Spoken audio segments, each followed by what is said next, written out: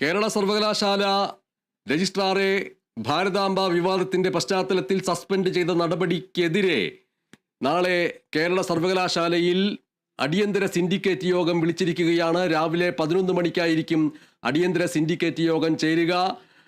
കേരള സർവകലാശാല രജിസ്ട്രാറെ സസ്പെൻഡ് ചെയ്ത നടപടി നാളത്തെ നടക്കാനിരിക്കുന്ന ഈ അടിയന്തര സിൻഡിക്കേറ്റ് യോഗത്തിൽ ആ തീരുമാനം റദ്ദാക്കാനുള്ള സാധ്യത ഒരു ഭാഗത്തുണ്ട്. നേരത്തെ ഇടത് സെനറ്റ് അംഗങ്ങൾ ഈ വിഷയത്തിൽ മാധ്യമപ്രവർത്തകരെ കണ്ട് ഇതുമായി ബന്ധപ്പെട്ട സൂചന നൽകിയിരുന്നു എന്ന് മാത്രമല്ല, നാളെ അടിയന്തര സിൻഡിക്കേറ്റ് യോഗം വിളിക്കണമെന്ന് ആവശ്യപ്പെടുകയും ചെയ്തിരുന്നു.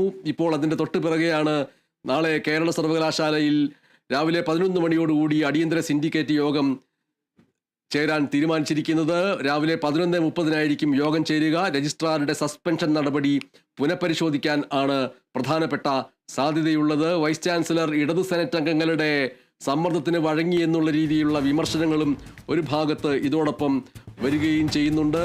ഭാരതാംബ ചിത്രവിവാദവുമായി ബന്ധപ്പെട്ടാണ് കേരള സർവകലാശാലയിൽ രജിസ്ട്രാറുടെ സസ്പെൻഷൻ നടപടി ഉണ്ടായത്. ആ നടപടി പുനഃപരിശോധിക്കാനുള്ള സാധ്യതയാണ് ഇപ്പോൾ നാളെ രാവിലെ 11:30 വിളിച്ചു ചേർത്തിരിക്കുന്ന അടിയന്തര സിൻഡിക്കേറ്റ് യോഗത്തിലൂടെ തെളിയുന്നത്. കേരള സർവകലാശാലയിൽ നാളെ അടിയന്തര സിൻഡിക്കേറ്റ് യോഗം ചേരാൻ പോകുന്നു. രാവിലെ 11:30 ഈ യോഗം ചേരുക. രജിസ്ട്രാറുടെ സസ്പെൻഷൻ നടപടി പുനഃപരിശോധിക്കാൻ സാധ്യത ഉണ്ട്.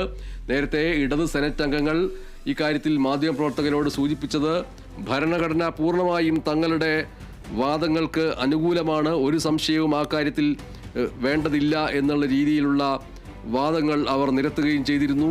എന്തായാലും നാളെ രജിസ്ട്രാറുടെ സസ്പെൻഷൻ അടക്കമുള്ള കാര്യങ്ങൾ വരുന്നു. ഇടതംഗങ്ങളുടെ സമ്മർദ്ദത്തിന് വൈസ് ചാൻസലർ വഴങ്ങി എന്നുള്ള രീതിയിലുള്ള വിമർശനങ്ങൾ ഈ വാർത്തയോടൊപ്പം വരുന്നുണ്ട്.